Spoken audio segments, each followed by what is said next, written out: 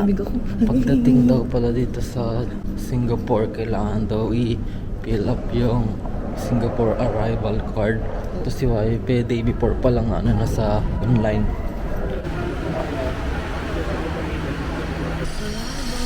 Arrival. Tapos na kami sa immigration. Mabilis lang. Ano bang next? Ang bagahe naman. Nakuha na namin ang bagahe. Yes. Wala naman. Mabilis lang. Ang bilis eh. Naunahan pa kami ng bagahe kaysa dun sa sana. Mabilis lang din yung immigration eh. Ayan, paglabas dito mag-withdraw muna kami sa ATM machine. Tsaka kumain. Tsaka kain. Ganda, ang laki. 1 plus na eh. Ano talaga? Best airport. Rate agad. Rate 9.5 over 10. Kasi hindi pa kami nakakalabas. Ayan, i-redeem na ni YP yung eSIM niya dito sa meet and greet. Binok niya yun sa clock eh. Tapos yung katabi niya, ATM machine. Diyan na kami mag-withdraw mamaya. Pagkalabas nyo lang yan dun sa exit eh.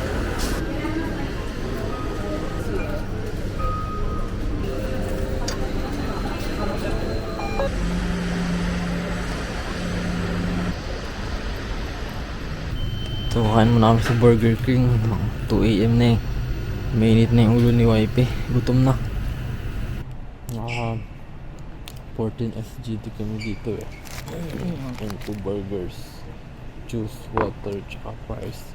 Hello, mic test, mic test. Mic test. Burger King, McDo, Jollibee, Mike Test. Wow, bida ang sarap. Nandito po tayo sa podcast ni Arvin. Medyo Welcome to Arvin's podcast. nag-ready na kami itaas sa ikatlong level. Hindi, level 1 mo, level. Medyo Hindi mahina ko na ngayon natutunan kasi yung ano eh. mga ano. Parang tahimik dito eh. Madaling araw na kaya mag-ingay. Baka sabihin Pinoys. Huy! Pinoy is number 1. Hindi na kami nakapagkwento kanina nung ano eh. Immigration story sa Pinas. Halos same pa din naman ang mga tinanong eh. Ako ulit yung nauna. Pagdating ko doon, maganda yung babae, maganda yung immigration officer. Ano, mabait? Very universe, pang Miss Universe. Wow, mabait. Mabait. Tinanong ulit sa akin, hindi pa natatapos yung sentence niya. Sabi niya kasi parang pinaka-kompleto tanong niya, government employee or non-government employee? Tapos inabot ko agad yung travel pass authority ko. Tapos agad. Wala nang usap-usap. Wala nang tanong-tanong. Tapos tinitignan niya. Sabi niya, tingin ka na dun sa camera. Very mahusay naman ang Philippines. Anyway, ngayon, pinatigil agad ako sa camera. Tapos tatak-tatak. And then, nung pagpaalis na ako, nung binalik niya na sa akin, sabi niya sa akin, Happy birthday! Wow, Nakita niyo siguro sa passport. Ang sweat. Parang yung mukha ko, parang poker face. Tapos yung sabi niya, advance happy birthday. Tapos parang, thank you! Kasi yun. Happy 40th birthday. Uy, hindi totoo. Tsaka ang bilis, ang smooth. Pagdating natin sa airport, dumating ang flight schedule talaga namin. 8:30 lang. Dumating kami dito, 5:30, quarter to 6 na. Tapos, yung baggage drop. Bilis lang. Mabilis lang. Baggage drop namin, siguro mga 10 minutes max. Pagpila namin, mga pangatlo. Tapos, Sa pagpasok immigration, saglit lang maiksi yung pila. Sa akin, question sa akin, ano lang eh. Halos same pa din eh. Sa nagwo-work, tapos kano daw ako tagal dun sa work. Tapos tinanong lang kung private or government nga. Kung nung private, napa-okay na siya. Kasi di pag government, kailangan nga nung Travel pass. authority. Yun lang sa akin eh. Kaya kapag government ka, kumuha ka na lang kasi parang less hassle. Para sure. Oo, sure ba? Madali lang naman din kumuha nun. Tapos nung nag-boarding, halos konting minutes lang late eh. Pero okay lang din. Yun lang. Tapos namin kumain, hanapin namin yung snooze lunch. Hindi namin alam kung snooze lunch ba kung para lang sa depart yung aalis o pwedeng gamitin namin. I-discover namin dito. Magti-trip pa lang eh. Papahinga sana. Tapos bukas, gagalain namin tong buong airport. I-discover namin dito yung kung ano pa yung meron dito. Tignan natin kung paano to naging best airport Best. in the world. Tulugan muna. Good night. Good night. Good morning. Ikat mo ito bagong gising. Natulog kami dito sa airport. May snooze lunch para na. Tapos mga Snooze lounge. departure. Mukhang ano lang yun, departure, arrival. Siyempre, walang ganun.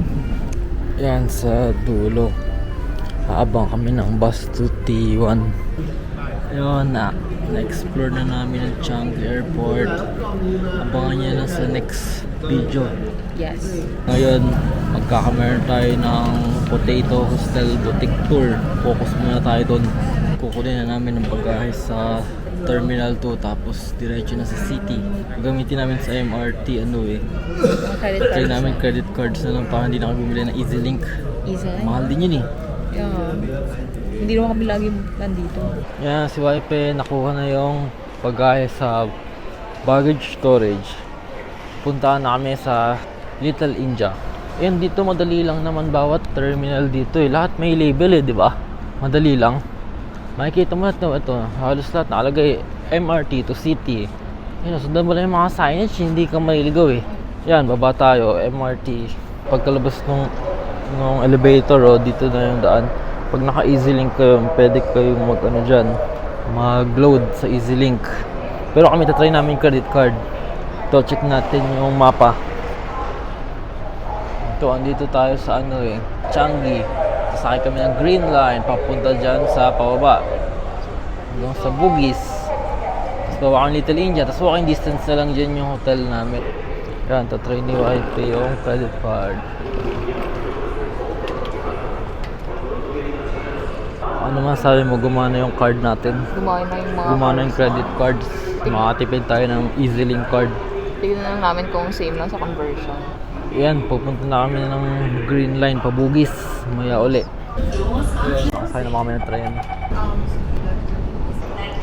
Yan, bugis na kami. Lipat kami ng Little India sa Blue Line.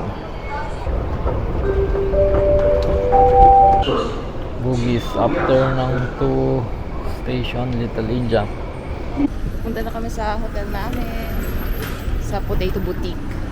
Tapos na-straight na lang pagkalabas ng Little India na Little MRT. India, straight na lang. Yes. Tignan niyo yung view namin. Eh. Linis. Ayun. Kita niyo ba? Yan yung hostel na napili namin. Daming kainan sa labas. Dito daw. Yan yung hostel namin. Kain muna kami dito sa labas ng Potato Boutique. Tumaas kami dun eh. Malupit. Ang entrance niya pataas, walang elevator. Nakit ko pa yung maleta. Tapos walang tao sa loob. Kaya kain muna kami. Trip pa yung check-in. Ito yung order ko. Chicken biryani. Try natin. Kay Wipe, mushroom biryani. Tapos ito kay Wipe, drinks, lime and mango. Ito na order namin. Mutton biryani and chicken biryani. Dami ng servings. Tapos may pa-snack. Okay, kain na. Ano masarap ba ang mutton biryani? Sarap din.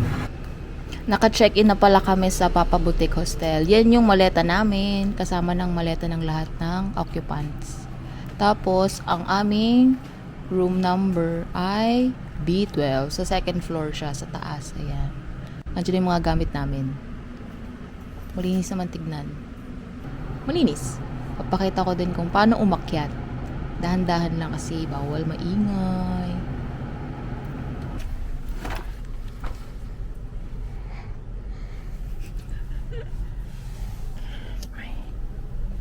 Saksakan. Suto ng ilaw. Hanger. I-rate din pala namin ngayon yung Potato Boutique Hostel.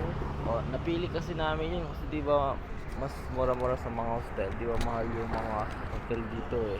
Oo. Tapos nakabasa namin maganda yung reviews, di ba? Tapos libre yung breakfast daw, tingnan natin bukas. Libre ba? Hindi, meron ng biskwit.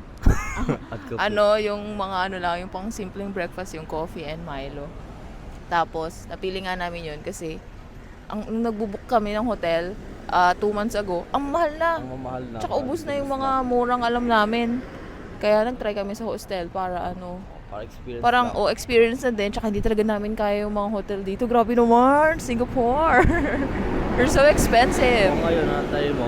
Ngayon, yung pagdating naman namin, 3 p.m. yung check-in. Close pa, walang tao. Pero hindi lang pala kami nag-doorbell, may doorbell pala. And then yung facility naman, dahil bago pa siya, malinis pa talaga tignan. Aircon, malakas naman yung aircon, tsaka tahimik.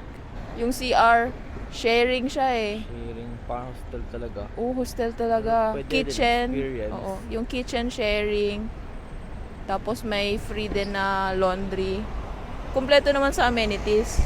Yung nga lang sharing lahat. Iniisip ko bukas, dahil 3 lang yung CR. 3 yung pang bath, 2 yung pang CR. Oo. Feeling ko medyo mahirap bukas ang umaga. Check pa namin. Pero overall naman, cleanliness, location, facility. Sa akin, 8/10. Titignan natin bukas kung 8/10 ba din. See you sa next vlog.